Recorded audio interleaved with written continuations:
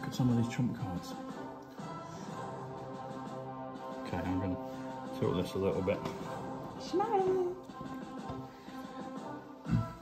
Good afternoon, Here we go. everyone. I'm Caitlin Sinclair, and welcome Trump digital trading card collectors to this very exciting Zoom meeting with President Donald J.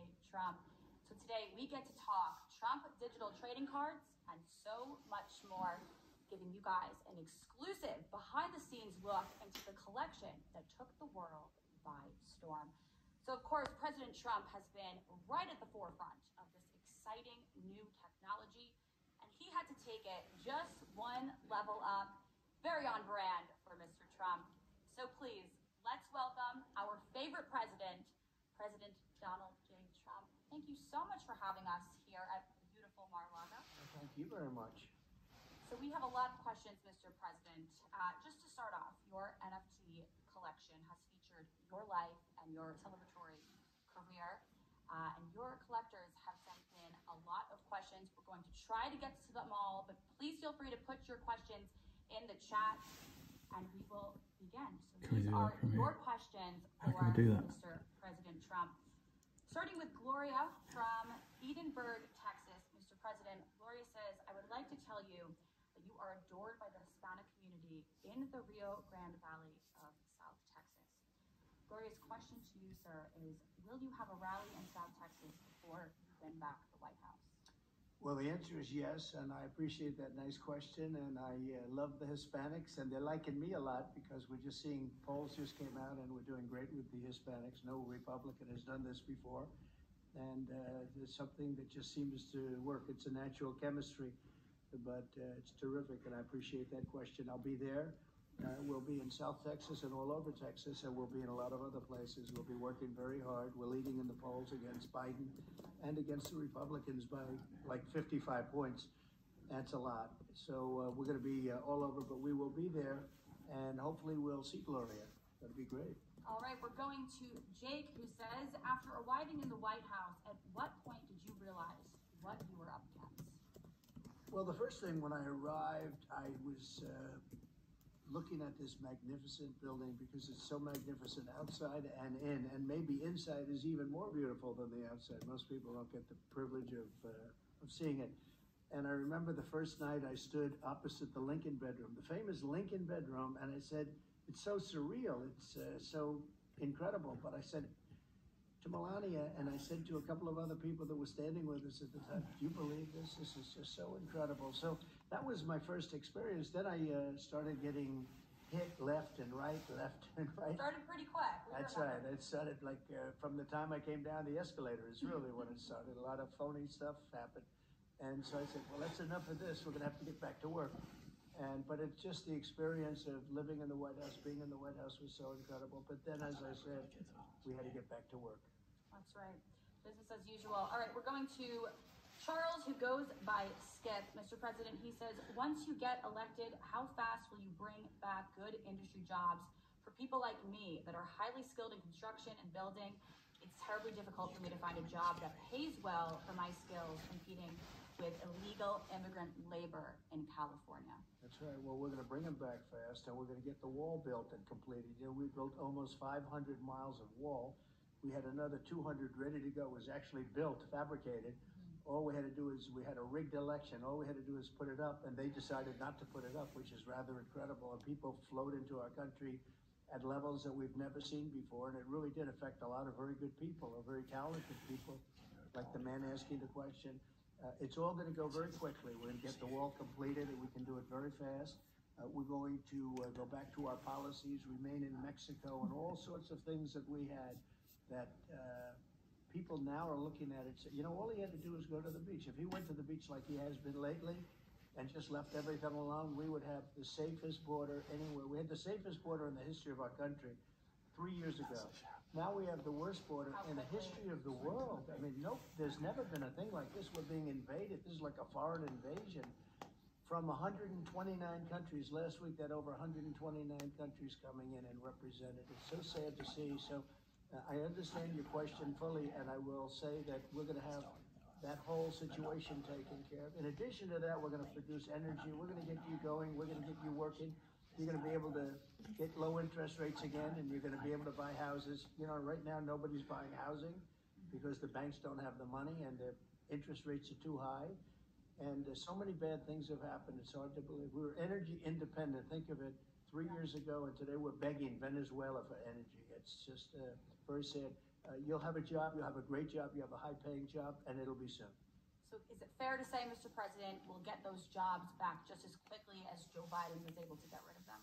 Well, he got rid of them pretty quickly. That's hard to match. I think he got rid of a lot of great jobs. We have faith in you. He got rid of a lot of things, and he brought a lot of problems like inflation that should have never happened. Afghanistan, when you look, that was the lowest point in the history of our country. So we're going to move very quickly. All right, speaking of moving quickly, Victor asks, what do you plan to do in the first 90 days of your presidency? Well, I can tell you in the first day, what I'm going to do is we're going to close up the border and we're going to start drilling. And we're going to get energy costs down, and we can do a lot of things at one time. You know, somebody said, what's the first thing? I said, there's no first thing, there's 12 first things. But 2 of them will be exactly that. We're going to close up the border. We're going to let people know that you're not supposed to be here, and we're going to have to take a lot of people out. We're going to have to do that because we have millions and millions of people poured into our country. No country, this isn't sustainable for any country, let alone this country. No country's even wealthy enough to do it, but we're going to be getting a lot of these people out fairly quickly. Many of them come, as you know, from prisons and from mental institutions. Many are terrorists. We had no terrorists. You know, we had a time, it was, I saw it on one of the newscasts the other day, in a long period of time in 2019, there were no terrorists reported coming in. And now you look, it's got record numbers. It's got record number of terrorists coming in addition to the prisoners, the mental institutions. So we're going to straighten it out very quickly. All right. What is the thing you are most proud of during your presidency that most people don't know about? This is coming from Justin. Well, I think there are a lot. Everybody knows about the economy. We've produced the greatest economy in the history of the world, not only for this country, you could compare it to any country. No country compared to us. I think that was something that was really great. I would say that the border they knew about. We had a great border. We had a safe border. We had the safest border in the history of our country also. I think one of the things that we did that we don't get enough credit for was COVID. Because when COVID came, nobody knew what it was. You know, the word pandemic, nobody even knew what that meant. And where was it coming from? It came from Wuhan. I was able to say that very early. It came from China. And we made decisions that were great decisions. And I think we did a really great job considering what we were up against. It was a total unknown thing. We call it the dust from China just blew in. It was a horrible thing to have to go through. And then we built the economy, rebuilt the economy, so the stock market was actually higher than just prior to the China virus, as I call it, coming in. You remember. But we did a great job with the ventilators, with the gowns, with the masks, with the equipment, with everything, and we let the Republican governors run their own states. We let all governors run their states, but the Democrats closed up, and some of the Republicans kept them open, and they did a very good job. Yeah, so there's, of course, always praise for the economy and for border security, but perhaps COVID is what we don't focus on enough. All right, Mr. President, Kelly wants to know, well, she says you are the greatest president that's ever lived. We love you so much. You take all the slings and arrows for us. But with all the stress and struggle and attack you face day after day for so many years, Mr. President, Kelly wants to know if you ever cry. Wow, that's an interesting question. Well, Kelly, I want to cry. I want to cry so badly, but I don't have time because we're in there fighting for you, Kelly, so I don't have time. Maybe someday I'll have some time, but I don't have time. I think Americans are all crying right now. What do we think? Oh, they are crying. Yeah. Americans are crying. And, you know, I've never had spirit like this. We go around and we won the first time. We did much better the second time. The second election, we did much better. We had millions and millions more votes. And Americans cried, but now they're really crying because what's happened is this group has turned out to be far worse than anybody. Look, he's the worst president in the history of our country. Just yesterday, they gave $6 billion to ransom money. They gave $6 billion. What does that mean? That means these people are going to start saying, let's grab anybody we can. This guy gave $6 billion. I never gave money for ransom. We got from the toughest countries in the world, got 58 people out and we never paid. Once you pay, It's a very bad Sets a precedent, doesn't it? It's a very bad precedent. So, well, I appreciate that. I don't have time to cry, but I'll have to think about it. Okay, moving on. This question is from Alex and Don. They say, Mr. President, you easily made this most interesting decade in recent history. That's for sure. My father and I have bonded over your presidency over the last 8 years, but it started by listening to your audiobooks as he drove me to school as a young child. My question is, what did you anticipate your time would be like as president before assuming the office, and how did the reality differ? Well, it is much different. It's great power, but it was also met with great force, great dishonest force. When you have Adam Shifty Schiff and Nancy Pelosi, Crazy Nancy as I call her, yet so many forces against us. They didn't want us to succeed, and despite that, like as an example with the wall, they wouldn't fund the wall. I ended up taking it out of the military, and I got it built with the military because I considered it really an invasion. And I think the Democrats and some Republicans, rhinos as we call them, you know what a rhino is, right? Republican in name only. That's a Republican in name only. We have a lot of rhinos too, although fewer and fewer. But they made it very difficult, and I would say that I fought harder. I think the job was made more difficult by the opposition. And even to this day, they've weaponized the Justice Department. They've done things, but it's actually made me more popular. As crazy as it is, it's made me more popular, and we're doing better now than we've ever done. That brings up a question that I read before that stood out to me, and I think I know your answer on this. So Dominique and Lori both want to know, what are your thoughts on abolishing the IRS, Mr. President, and most other three-letter agencies, the FBI, the CIA? Well, there's a lot of thought being given to it. I will tell you, not 3 letters, but the Department of Education, we're going to demolish it. Just literally, we're going to end it immediately. We have one of the worst educational systems anywhere in the world. If you look at 40 basic, they cover 40.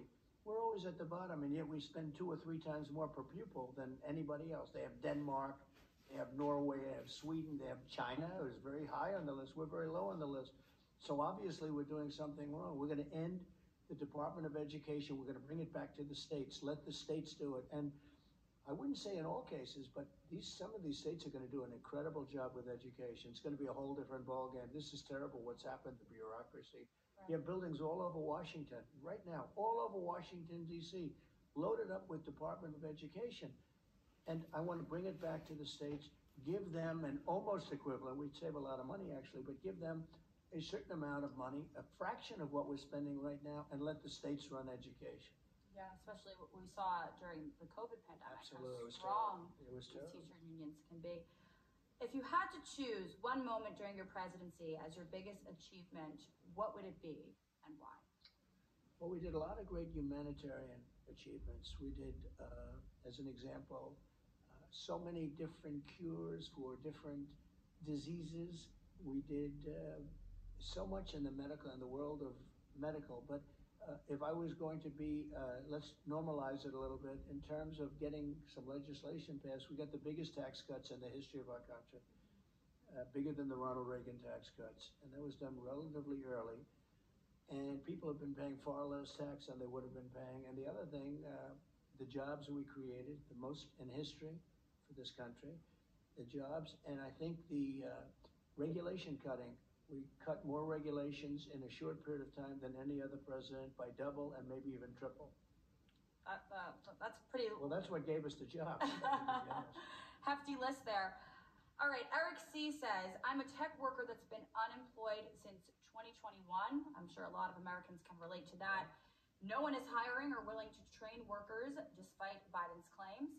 Mr. President, would you consider a different approach to promote hiring and training, such as tax credits to hire and train unqualified workers that are seeking opportunities to switch into other industries and roles? So the answer is yes, but we're going to have so many industries and so many companies, especially tech companies, wanting to come back into the United States because we incentivize them.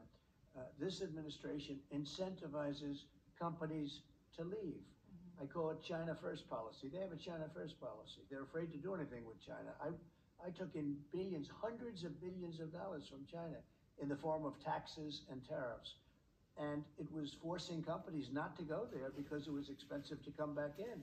And they build their companies. Now people are leaving, And companies are leaving, and the country is suffering in so many ways.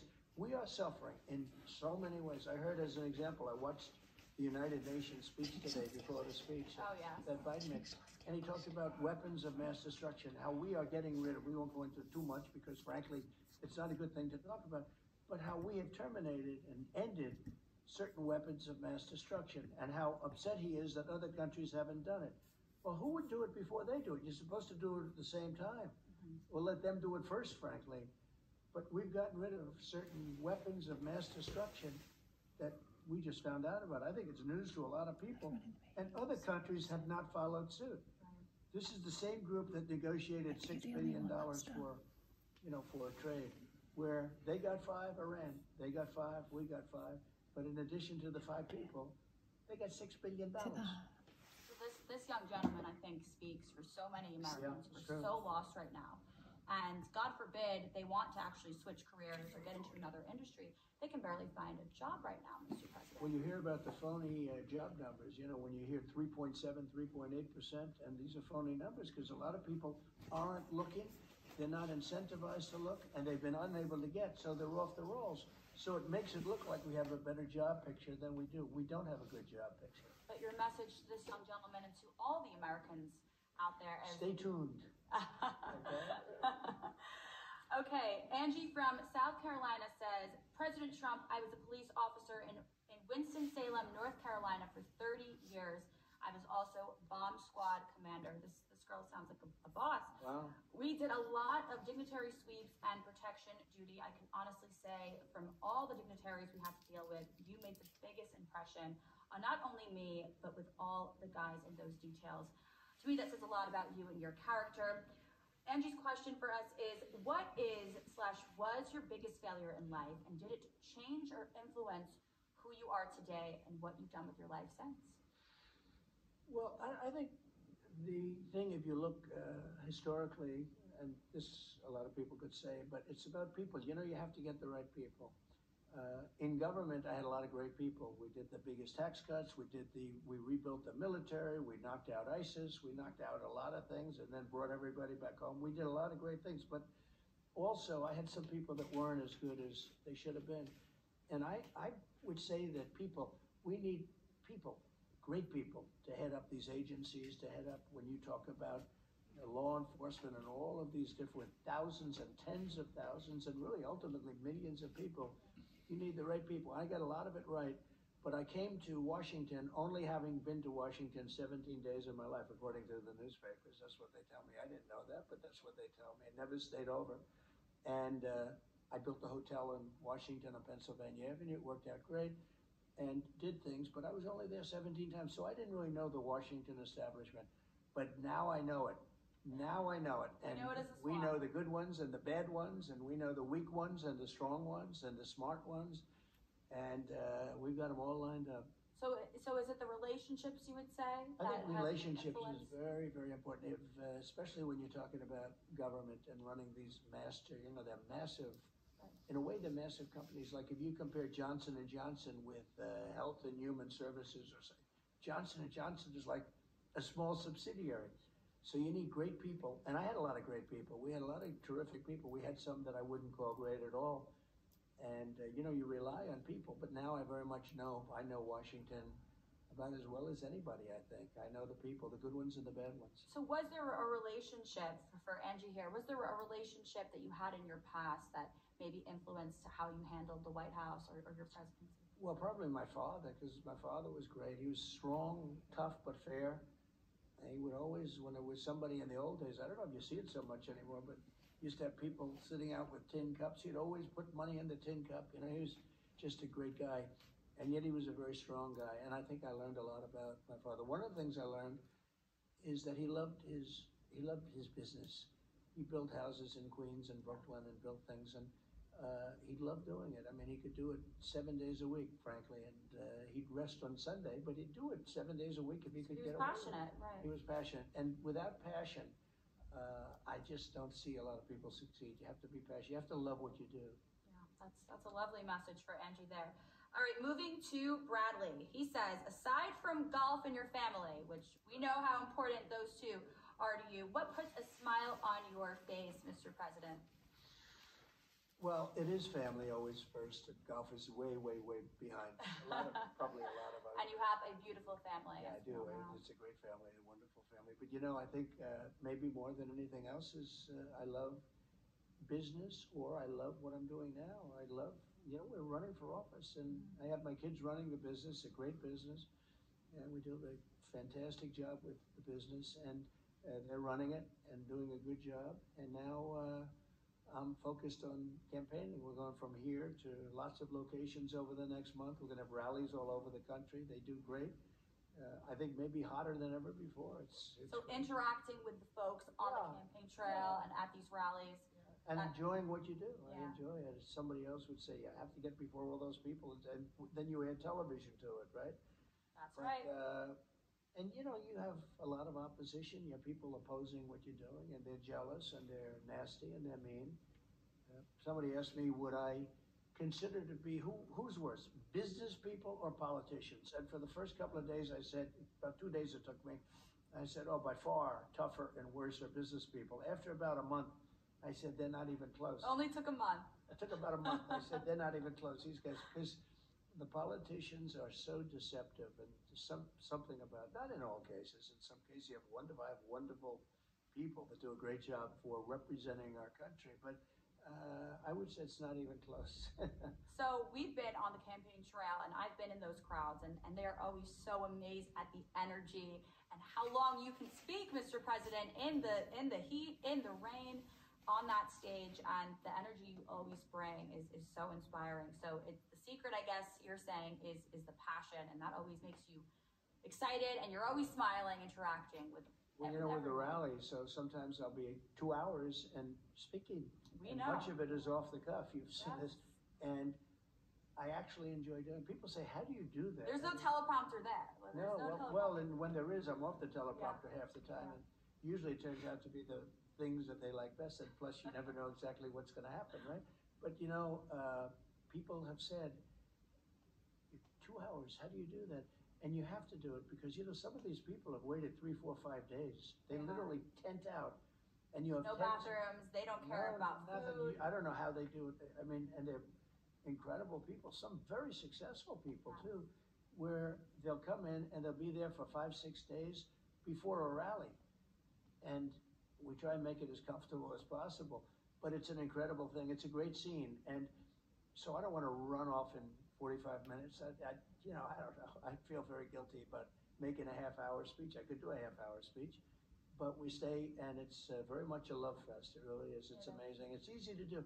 You know, a friend of mine who has stage fright, he's very smart, very tough, and very, you know, successful. He'd love to be a politician. He said, well, he suffers from stage fright. I said, I don't think that would be a good job. But he said, how do you do it for so long? I said, there's such love at these rallies. You know what I mean? I do.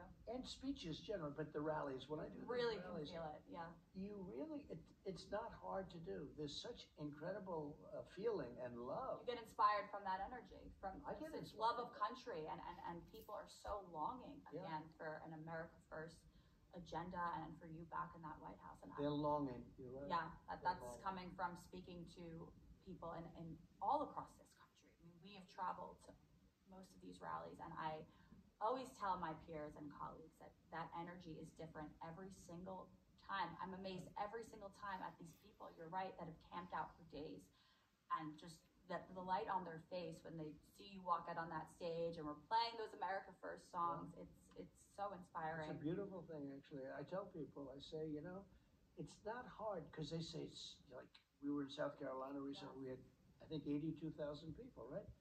It took the whole town, Pickens, it took the whole town, all the streets were packed, everything. There was no auditorium you could have for that many people, 82,000 people. This person said, how do you get up before that many people? And it's almost like easy, because there's so much love. And you're right, you said the word, they're longing for something. They're so disgusted at this stupid person that's running our country right now. It's horrible. He can't put 2 sentences together. He can't speak properly? I think his rallies are a little bit different than yours. What do you think? His rallies don't exist. In the basement, in the basement. He's got 8 circles that they can't fill up. They use the press to fill them up. But look, it's a sad thing for our country. Yes. Okay, speaking of an off-the-cuff question, Mr. President, this comes from an anonymous viewer who says, if you had to get lunch with one of the Bidens, would it be Hunter Biden or the man in the White House right now, Mr. Joe Biden? Well, that's an interesting question. It's one I haven't thought of too much. I think I'd take Hunter because it would probably be more interesting. Entertaining. No, I think it would be probably more interesting. He's definitely mixed up and got a lot of problems. But maybe in terms of interest, it might be very much more interesting. Yeah, I don't know if Joe Biden could make it to dinner time, right? I don't know what he does. Fit in a nap or two. I just know that it's so sad what's happened to our country. In a period of a few years, I've never seen anything like it. When you look at the invasion, you look at all of the problems. But I think I'd take Hunter. All right. Well, that anonymous viewer hopefully gets a kick out of that one. Okay, we're going to Keenan, who says, which is your favorite state and why? I don't know if you can answer that for us. I'm not going to be answering that because all of a sudden I'll lose 49 different deaths. They'll say, what happened to this? Well, what's the next state you're visiting? I believe it's Ohio. I'll be in Ohio. I'll be in Michigan. We're going to be doing a big thing in Michigan with United Auto Workers, actually, who have been they're going to be decimated because we're going to build all our cars in China, which is standard for us because we don't know what we're doing. And this didn't happen during the Trump administration, but we're going to be building our cars. Think of it. It's going to go all electric. So if you want to ride long distances, you won't be able to do it. The whole thing is crazy. But the other thing is they're made in China. Yeah. And so I'm visiting very soon with the United Auto Workers. It'll be great. All right, Mr. President, speaking of the future, Kelly says, do you see a time in the future where the common man won't have to work 2 to 3 jobs or have both parents working in order to comfortably live? Well, we're coming to that now, and sometimes it's supposed to be the opposite. There are also people wanting to work 4-day weeks and 3-day weeks and 2-day weeks, and we never want to go to an office, and lots of things. But people are having to work much harder today than they did 3 years ago. They're not making ends meet. Inflation is a country buster. Inflation, if you look back 200 years at countries, and inflation has destroyed Germany. Many, many countries have been literally destroyed by inflation. And we're going through a massive inflation right now. Today, for the first time in a while, the gasoline hit over $5, as an example. And it's only going up. It's only going up. Americans are feeling that. So this has been a really bad time for a lot of people. Well, another stay tuned, I guess, for the American people. Mr. President, thank you so much for being with us. And thank you to our Trump digital trading card collectors. Before we let the president go, last question for you is, what is your message come 2024 for all your voters out there? I just want everybody to be successful. I know that what we've done with the trading cards has been great. People are really happy and they love them, and I love them. I think it's really tremendous artwork. They've done a great job, and I know that people are so happy. That's why we're doing this. But I just want to have this country be really successful, because that will give people the opportunity for success. If you're in an unsuccessful country, it's going to be very hard to be successful. We had it going like never before. We got hit with COVID, then I redid it again. But we have a chance to really make America great again. That's my whole message, make America great again. And they have destroyed so much in such a short period of time. We will bring it back very, very fast, and you'll have greater success than ever before. Well, Mr. President, thank you for making America great again in all these new and exciting ways always. We appreciate this. Thank you very much. Thank you, guys.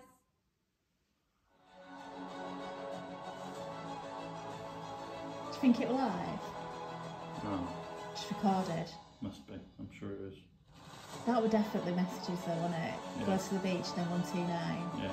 We should do a quick live and just say that. You can't really say anything, but there were loads of codes in there. Yeah. And just say you've just got off it.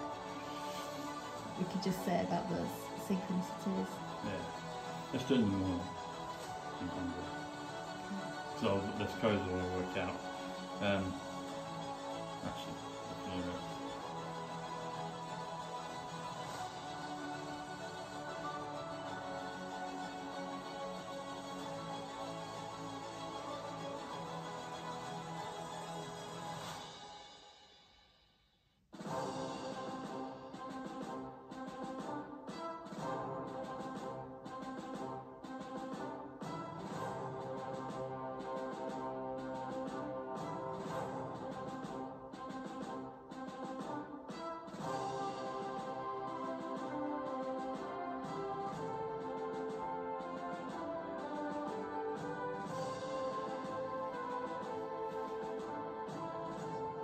They're good, the NFTs, though. They're good pictures. Are these what they're showing here? These are the NFTs. A lot of them I haven't seen actually. These ones I haven't seen. That might be from Series 2 because I got the Series 1, or some of them. And then there's Series 2 which I missed out on. But... So that's it. So let's